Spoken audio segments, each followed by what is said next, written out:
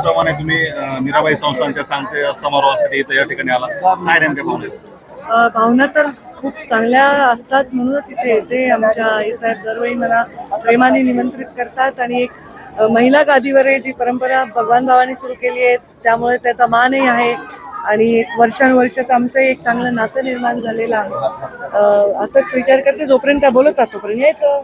भगवान बाबांनी त्या कालावधीमध्ये महिलांना देखील आरक्षण दिलं होतं, असा मुद्दा प्रकर्षाने तुम्ही मांडला. आज वस्तुस्थिती पाहता राजकारणामध्ये तसा आरक्षणाचा चर्चा भेटतो असं वाटतं. प्रत्येक वाक्याचं एवढं टेन्शन तुम्ही घेत जाऊ नका.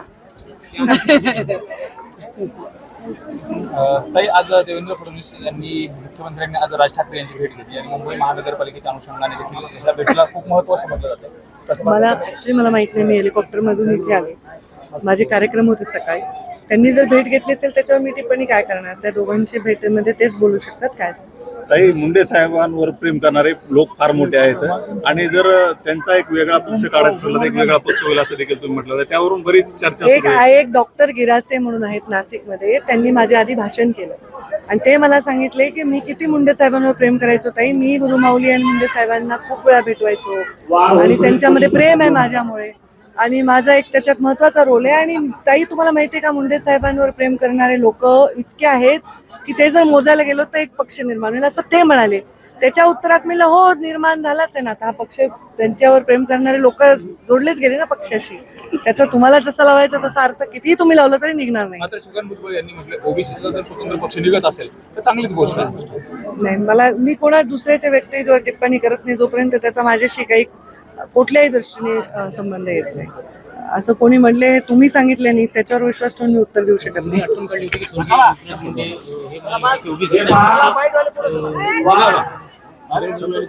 तुम्ही जो प्रश्न विचारता त्याच्यावर जो नेता उत्तर देतो तो म्हणजे जरा विचार करूनच उत्तर देत असेल ना कोणी पण. तुम्ही जे म्हणता तसं ते म्हणलेलं नसतात, ह्याचा अनुभव गेल्या अनेक वर्षाचा आहे ना मला. तुम्ही जसं म्हणलं तसं थोडीच म्हणले.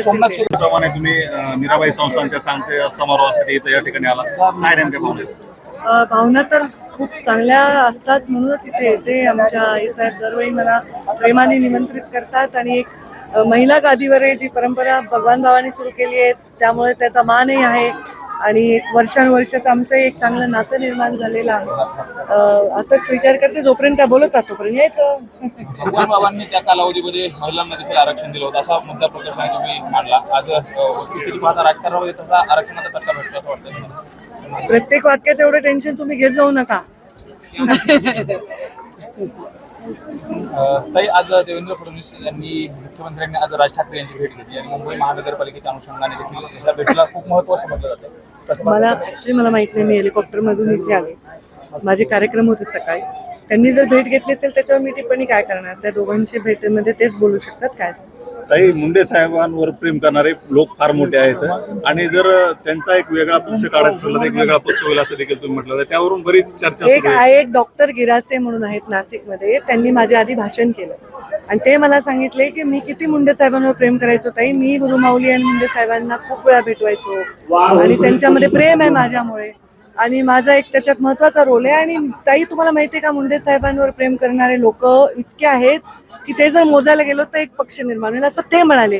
त्याच्या उत्तरात मी हो, निर्माण झालाच आहे ना आता हा पक्ष. त्यांच्यावर प्रेम करणारे लोक जोडलेच गेले ना पक्षाशी. त्याचा तुम्हाला जसा लावायचा तसा अर्थ कितीही तुम्ही लावलं तरी निघणार नाही. मात्र छगन भुजबळ यांनी म्हटलं ओबीसीचा जर स्वतंत्र पक्ष निघत असेल तर चांगलीच गोष्ट आहे. नाही, मी कोणा दुसऱ्याच्या व्यक्तीवर टिप्पणी करत नाही जोपर्यंत त्याचा माझ्याशी काही कुठल्याही दृष्टीने संबंध येत नाही. असं कोणी म्हणले, तुम्ही सांगितले नाही, त्याच्यावर विश्वास ठेवून मी उत्तर देऊ शकत नाही.